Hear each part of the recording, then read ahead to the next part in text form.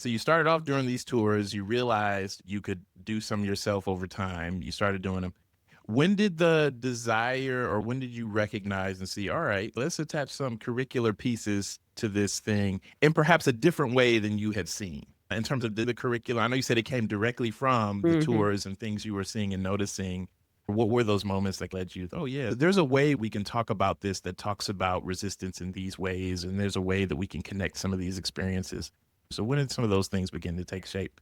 There's some content that comes from the tours, but the frameworks come from many places. The main curriculum that we work with at Freedom Lifted has three parts. Connecting identity and power is the first part. Understanding oppression is the second part, both the history and how it acts, like how oppression operates.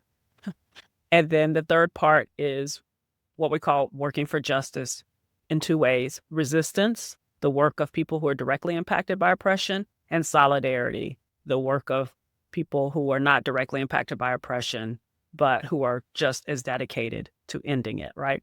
And I say people, but because we have multiple Yeah. identities, we are holding both those roles of resistance and solidarity. So I am in resistance as a Black person, as a woman, as a Black woman, right? But I'm in solidarity with people because I identify as heterosexual. I'm in solidarity with folks who identify as LGBTQ, who identify as queer. I'm in solidarity with people who identify as transgender because I am cisgender, right?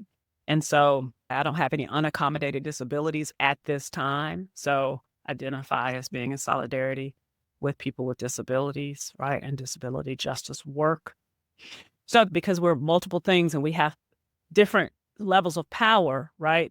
Depending on the different identities, we occupy both those things. So they're both part of the third part, working for justice.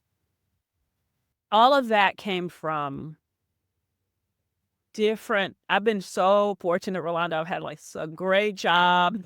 Yeah, yeah, I've been so fortunate. I don't know what the future holds, especially given the hostility to this work that the yeah. returning administration has.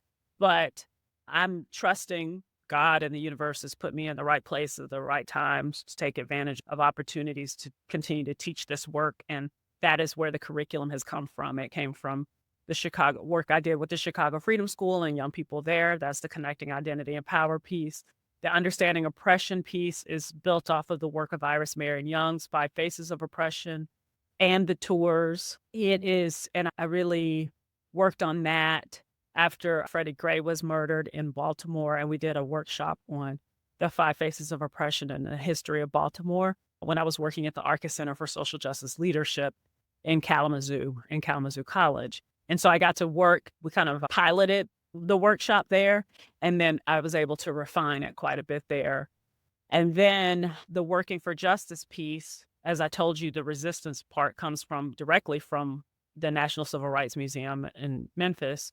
And then the solidarity piece, I don't know. I worked on that. I think it's still being honed, but we talk about, different ways of solidarity, both personal, interpersonal, cultural, and systematic and through policies and practices. And we're also now talking about shared power quite a bit too. And what does it look like again to think about power as abundant